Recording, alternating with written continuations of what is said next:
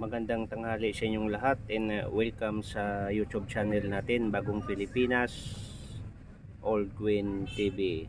So mga idol, welcome back na naman tayo sa ating YouTube channel mga idol. Kung magustuhan mo tong video na to, huwag kalimutan na mag-subscribe, paki-like at pakipindot ang notification bell para lagi tayong updated sa ating mga gagawing video mga idol.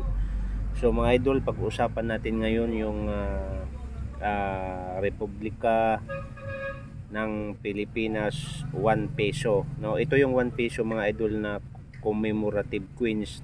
Maliit lang ito idol, no, sa unang panahon 1980s, parang 25 centavos lang ang laki nito mga idol, no. So nakalagay dito mga idol ay 1942 hanggang 1992, no. Ito po yung coins mga idol ng araw ng kagitingan, no, nung World War II doon sa Bataan, no. Kaya nga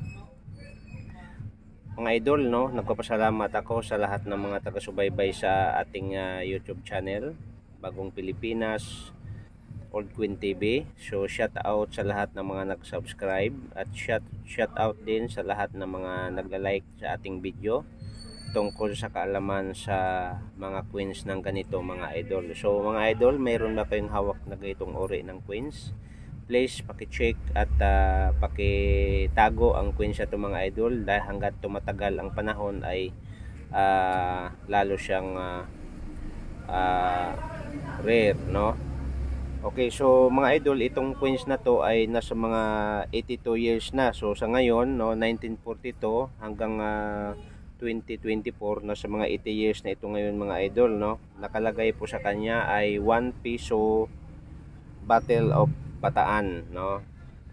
Okay mga idol, no, Battle of Bataan, Philippines commemorative coins, World War II, no. So mahal na rin ito mga idol, no. Ito mga idol bilang alala nung kapanahonan na tayo ay sinakop pa ng mga Hapon, no. Alam naman natin mga idol ang history ng Bataan at maraming mga kababayan nating mga Pilipino ang pumanaw, no, dahil sa giyera ng World War II. Libo-libo, thousand na mga soldier natin ang namatay, no. Kaya nga ito ginawa tong barya na to mga idol dahil sa kasaysayan sa ating panahon nung kapanahonan na tayo pa'y sinakop ng mga Hapon mga idol. So mga idol, ang pag-usapan natin ang coins na to, ang nakalagay po mga idol, issue, no, Philippines, tapos period, Republic of the Philippines, 1946 date, no. So mga idol, no, 1946 itong piso na to na ginawa, no. And type circulating commemorative coins mga idol, no, year 1992. So ibig sabihin mga idol, itong coins na to ay ginawa siya nung year, no, 1992, itong anniversary, no, commemorative, no. And ang value po niya mga idol ay piso. Yan po ang value po sa coins na to, ang halaga ng coins, no. Currency po ay piso, no. So date 1967 date mga idol, no. Ang kanyang composition mga idol ay stainless, tapos steel, no. So grabe ito mga idol, no. Tapos ang kanyang bigat ay 4 grams, ang kanyang diameter 21.5 mm, ang kanyang shape round and technique mild, no. Orientation middle alignment mga idol, at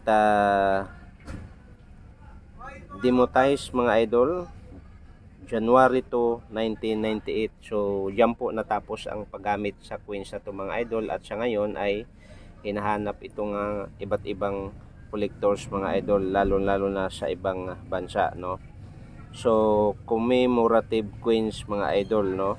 Okay, so mga idol, ulitin ko, no, kung kayo ay baguhan pa lang sa ating YouTube channel, huwag kalimutan mag-like, mag-subscribe at pakipindot sa notification bell para lagi tayong updated sa ating mga video. So mga idol, ang bilihan nito ngayon, no, sa market, no, at sinesearch ko mga idol sa Google, no, hindi ko ma-search kung ilang mintage ito mga idol. So parang hindi siya naka-record sa Central Bank ng Pilipinas, ano, dahil sa dami kong mga coins na nai-search, no, ito ay wala akong nakitang mintage, no. So hindi ko alam kung ilang mintage ito mga idol. Ang atin, nagsabi lang tayo ng totoo mga idol. At higit sa lahat mga idol, mabibili ito ngayon sa halagang 550, no.